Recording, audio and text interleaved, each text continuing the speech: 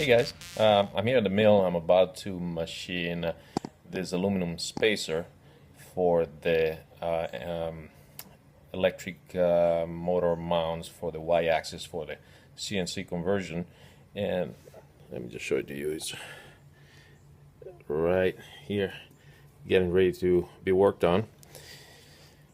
And I just realized that one of the things that I showed some picture of, but I never really explained, is how to locate the X and Y axis, and basically how to locate the origin of the coordinate system that I'm using for my digital readouts, which are right here.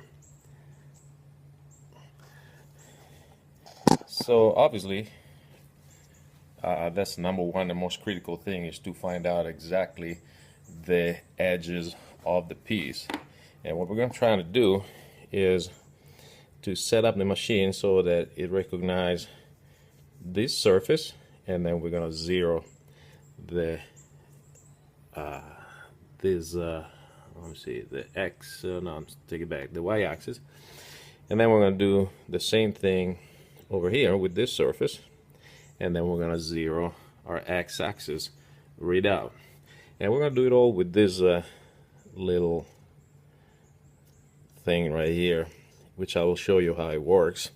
I'm trying to do all of this in one take. We'll see if that works out. But I have another one here, and it's a center finder, because you can use this to find the center of holes, and there's also an edge finder right here. And the way this works, these things have like a little spring, the both of them, that holds them together. But you set it up in the mill a little bit offset like this, and as it spins, it kind of wobbles.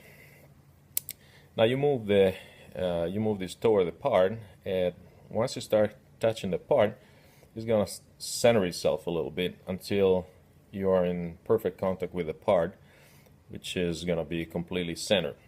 Now if you go just a little bit more toward the part, it's gonna shoot off to the side.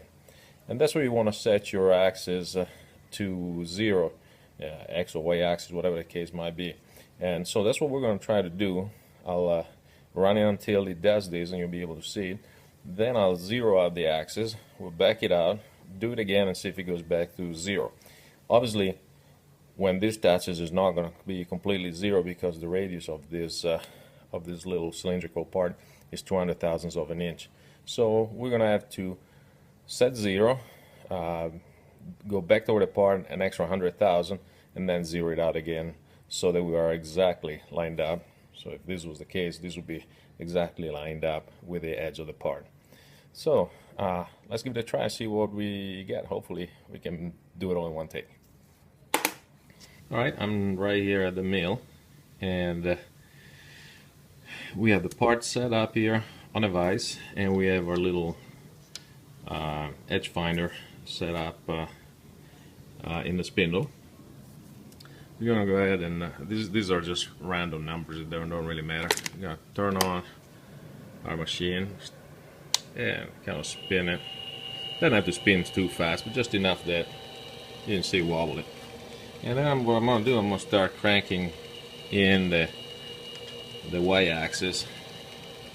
And obviously I'm going the wrong direction. Crank it in the Y-axis, is that way. And you'll be able to see, as it starts to touch, the wobble decreases, and it'll continue decreasing until it will perfectly align.